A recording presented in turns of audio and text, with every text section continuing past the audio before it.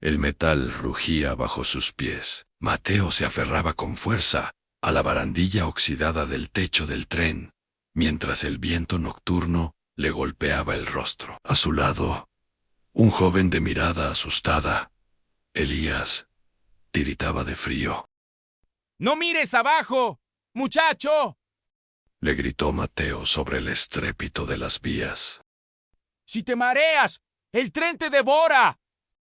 Cerca de ellos, un hombre de hombros anchos y manos callosas, Samuel, compartía un pedazo de pan duro. Se habían conocido 3 días atrás, en un albergue, en Chiapas. Mateo les habló de sus libros quemados en Guatemala. Elías, de las medicinas que su hermana necesitaba en Honduras. Y Samuel, de cómo el humo de su taller en El Salvador aún le irritaba los pulmones.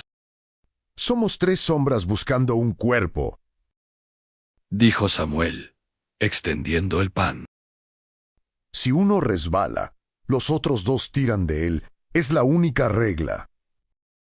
Esa noche, bajo un cielo estrellado que parecía ignorar su miseria, los 3 juraron que llegarían al norte. No sabían que la libertad que buscaban tenía un precio que la moneda humana no podía pagar, y que en la frontera no solo acechaba la ley, sino monstruos con trajes caros y corazones de piedra.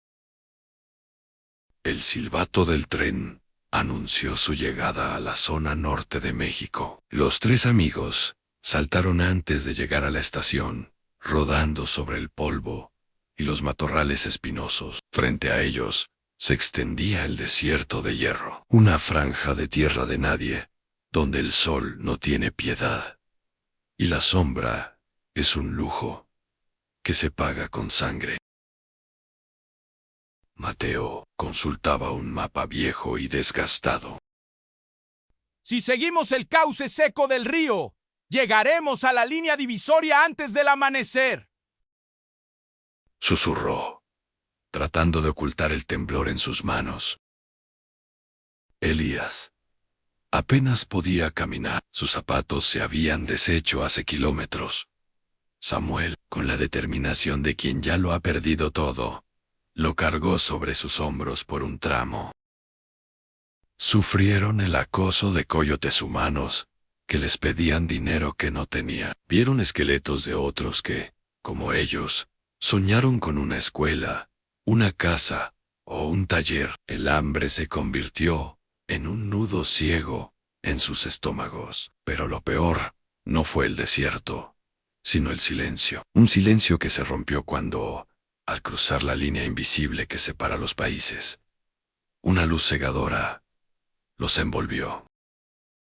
No eran linternas de la patrulla fronteriza, eran focos de alta potencia montados en camionetas blindadas de lujo. Hombres con trajes de cacería y rifles con mira láser bajaron de los vehículos.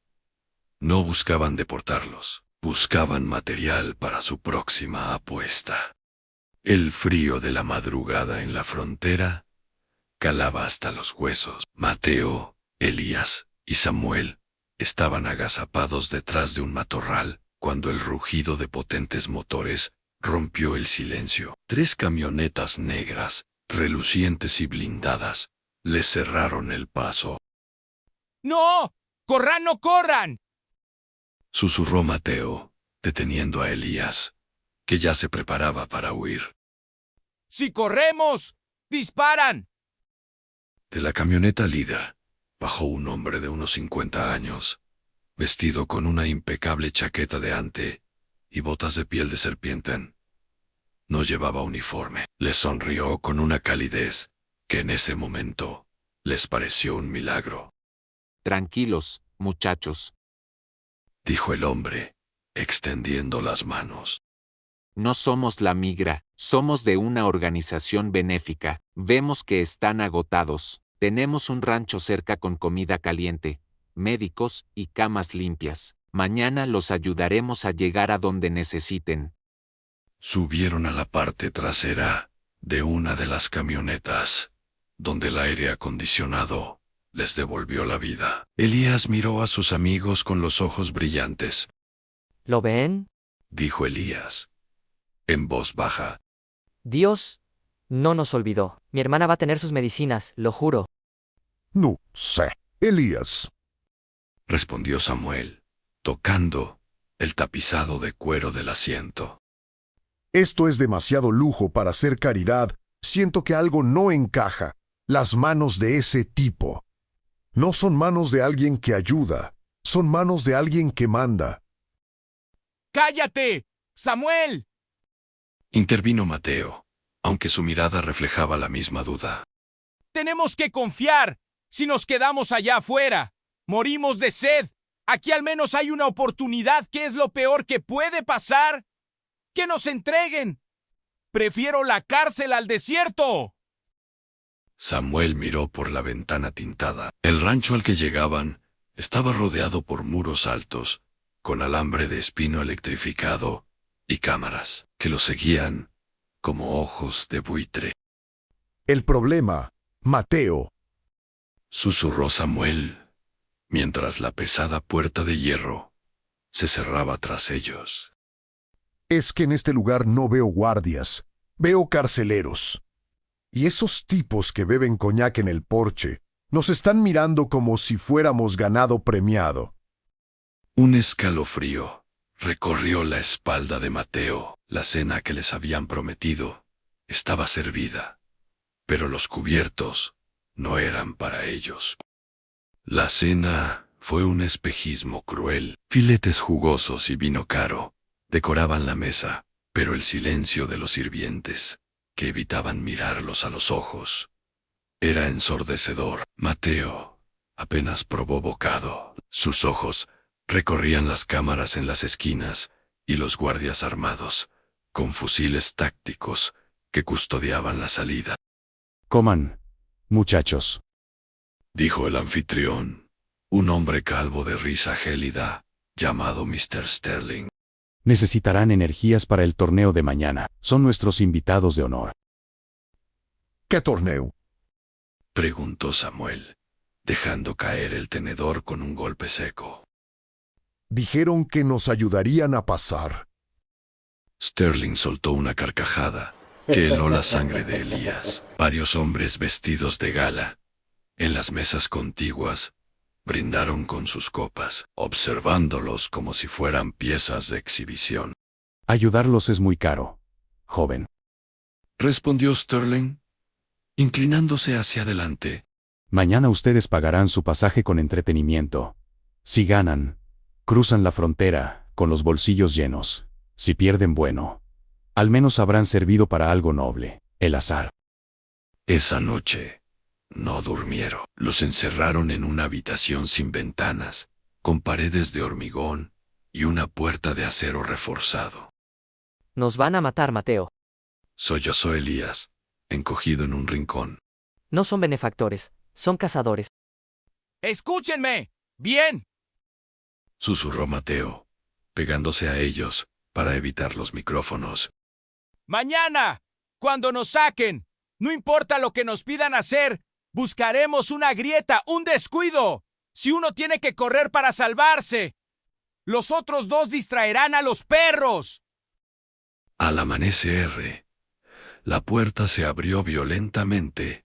No hubo desayuno, solo culatazos de fusil y órdenes gritadas en inglés y español. Los arrastraron hacia un campo perfectamente podado, donde varias fosas ya estaban cavadas.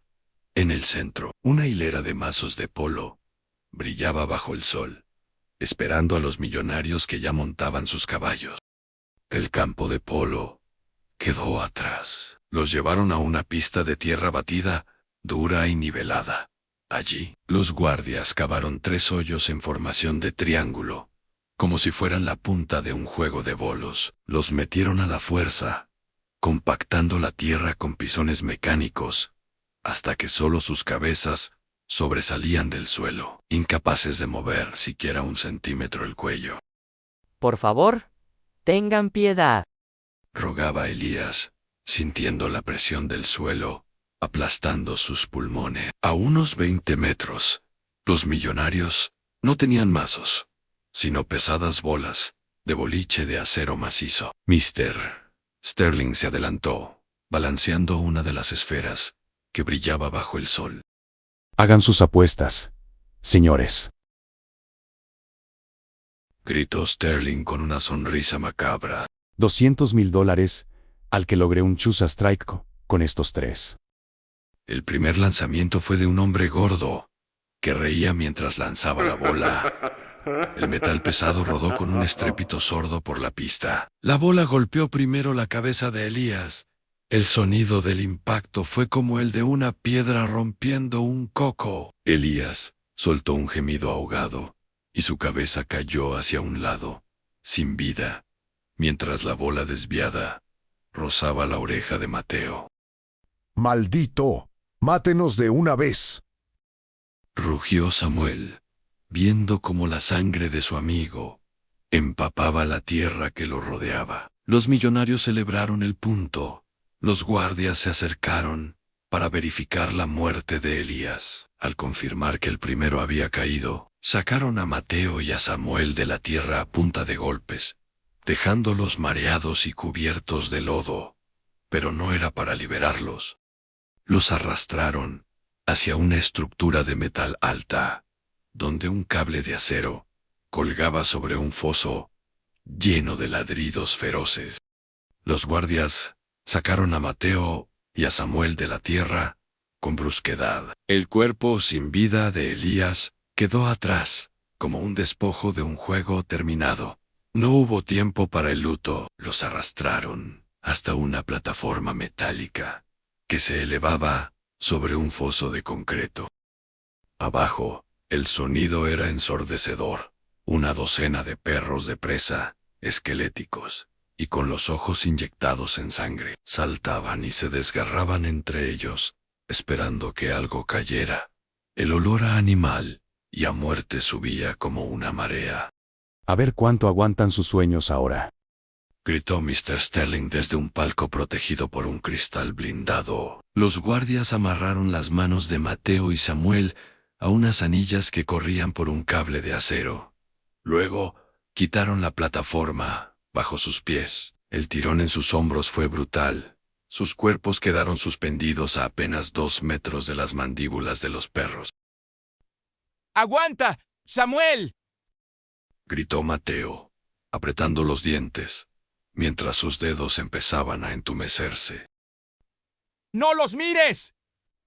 ¡Mira al frente! No puedo. Jadeó Samuel. Jadeó Samuel. Sus manos, curtidas por la mecánica, estaban resbaladizas por el sudor y el lodo del boliche. Mateo, mis brazos no dan más. Los perros daban saltos prodigiosos, rozando las suelas de sus botas con los colmillos. Los millonarios gritaban sus apuestas, cronometrando cuánto tardaría el músculo en ceder ante la gravedad. Samuel empezó a balancearse, desesperadamente, intentando subir las piernas para ganar altura. Pero el esfuerzo solo aceleró su agotamiento. Sus dedos comenzaron a abrirse, centímetro a centímetro, sobre el frío metal del cable. El dolor en los hombros de Samuel se convirtió en un fuego líquido que le recorría los brazos. Sus dedos, que alguna vez repararon motores con precisión, ahora eran simples ganchos inútiles. Mateo, a su lado, intentaba desesperadamente enganchar su propia pierna en el cable para ofrecerle una mano, pero el cable vibraba con cada salto de los perros. Mateo, diles a mi madre y a mi hermana que lo intenté. Susurró Samuel. Sus ojos, nublados por el agotamiento, buscaron los de su amigo por última vez. ¡No! ¡Samuel! ¡Sujétate! ¡Solo un poco más! Rugió Mateo, con las venas del cuello a punto de estallar. Pero el cuerpo humano tiene un límite. Con un gemido seco, los dedos de Samuel se deslizaron del acero. Mateo gritó su nombre mientras veía a su amigo caer al vacío. El impacto contra el suelo del foso apenas se escuchó, oculto de inmediato por el estruendo de los ladridos y el caos de los perros que se abalanzaron sobre él. Los millonarios en el palco se pusieron de pie, aplaudiendo y gritando, mientras el cronómetro se detenía. Mateo cerró los ojos con fuerza, sollozando, mientras los guardias hacían correr su anilla por el cable, hasta llevarlo al otro lado del foso. Lo soltaron sobre el concreto frío, donde quedó ovillado, solo y roto. Ya no quedaban maestros, ni campesinos, ni mecánicos. Solo quedaba una pieza en el tablero de estos monstruos. Felicidades, maestro. Dijo la voz de Sterling, a través de los altavoces. Has llegado a la gran final. El santuario te espera. Mateo fue arrastrado por un túnel oscuro hacia una estructura circular de barras de acero reforzado. El olor ahí era distinto, más pesado, más salvaje. En la penumbra, una sombra gigantesca se movió, y el rugido que surgió del fondo de la jaula hizo que el suelo vibrara. Eran los gorilas, y no habían comido en días. Las pesadas puertas de acero se cerraron tras Mateo, con un estruendo metálico. El recinto era una cúpula inmensa, diseñada para simular una selva artificial. En el centro, un árbol robusto y antiguo extendía sus ramas hacia el TEC. El silencio era absoluto, roto solo por la respiración agitada de Mateo y un goteo distante. Abran las jaulas interiores. Resonó la voz de Sterling. Desde el sistema de sonido de los túneles laterales emergieron dos gorilas de espalda plateada. Sus ojos no tenían la nobleza de su especie. Estaban inyectados en sangre, producto del hambre y el maltrato. Al ver a Mateo, uno de ellos golpeó su pecho con un sonido como de tambores de guerra. Mateo sabía que no podía luchar. Sus amigos habían muerto por la fuerza bruta de este lugar. Él tendría que usar la mente. El primer gorila cargó. Mateo corrió hacia el árbol central, usando sus últimas fuerzas para trepar. La bestia golpeó el tronco con tal potencia que la estructura entera vibró. Mateo, aferrado a una rama alta, observó el entorno con desesperación. Notó que la puerta, por la que había entrado, no estaba bien encajada. Los guardias, en su arrogancia por ver el espectáculo, no habían activado el cierre de seguridad hidráulico. ¡Ven por mí! ¡Maldito! Susurró Mateo, provocando al animal desde la altura. El gorila empezó a trepar con una agilidad aterradora. Mateo descendió por el lado opuesto, deslizándose por la corteza, y corrió en línea recta hacia la puerta de salida. El gorila saltó desde el árbol, cayendo pesadamente sobre sus nudillos y emprendiendo una persecución furiosa. Mateo sentía el aliento de la bestia en su nuca. Justo antes de llegar a la puerta, Mateo se arrojó al suelo en un movimiento de agachado perfecto, rodando hacia un lado. El gorila, impulsado por su propia masa y la furia ciega, no pudo frenar. Chocó de lleno contra la puerta de acero. El impacto no solo la abrió, sino que la arrancó de sus bisagras debido a la fuerza del choque. El camino hacia el exterior estaba libre, y tras Mateo, las bestias ya no buscaban su sangre, buscaban la libertad. Mateo no perdió ni un segundo. En cuanto la puerta de acero saltó por los aires, corrió en dirección opuesta a los gorilas. Encontró un pequeño cuarto de limpieza, un armario húmedo lleno de escobas, cubos de basura y desinfectantes. Se encerró, atrancando la puerta con su propio cuerpo. Afuera, el paraíso de los millonarios se convirtió en una sucursal del infierno. A través de la delgada pared, Mateo escuchó el estruendo de los cristales blindados rompiéndose. Los dos gorilas, enfurecidos y hambrientos, irrumpieron en la zona de gala. Los gritos de pánico de los apostadores pronto se convirtieron en alaridos de agonía. El sonido de huesos rompiéndose y miembros siendo arrancados llenaba el aire. Abran fuego, dispárenle a esa cosa. Gritaba Sterling antes de que un rugido apagara su voz para siempre. Los disparos eran erráticos y desesperados. En el caos, los cierres electrónicos de las perreras fallaron, liberando a los perros de presa hambrientos. Lo que siguió no fue una pelea. Fue un matadero. Los perros, ciegos de hambre, no distinguían entre amos y presas. Se unieron al festín de carne y seda. Mateo permaneció ovillado en la oscuridad, tapándose los oídos, temblando mientras las horas pasaban y el silencio, pesado y frío, finalmente se adueñaba del rancho. El silencio que siguió a la carnicería era más pesado que los gritos. Mateo salió del cuarto de limpieza con los ojos ardiendo por el olor a pólvora y muerte. Caminó entre los restos de lo que fue una fiesta de gala, ahora convertida en un matadero. No quedaba nadie vivo. La justicia de las bestias había sido absoluta. Entró en la oficina privada de Sterling. Sobre el escritorio y en cajas de seguridad abiertas, encontró lo que tanto buscaban esos monstruos. Montones y montones de dólares, joyas que cegaban y lingotes de oro puro. Con manos temblorosas, cargó todo lo que pudo en una camioneta blindada que estaba en el garaje. Condujo a través del desierto hasta llegar a la línea divisoria. Allí, se detuvo, miró el tesoro y luego miró hacia su hogar. Sabía que cruzar con esa carga lo convertiría en un blanco. Con una pala, comenzó a cavar bajo un árbol seco que servía de marca en la frontera. Enterró cada centavo, cada joya y cada barra de oro. ¡Volveré por ustedes! Susurró, pensando en las familias de Elías y Samue. ¡Pero volveré con cautela!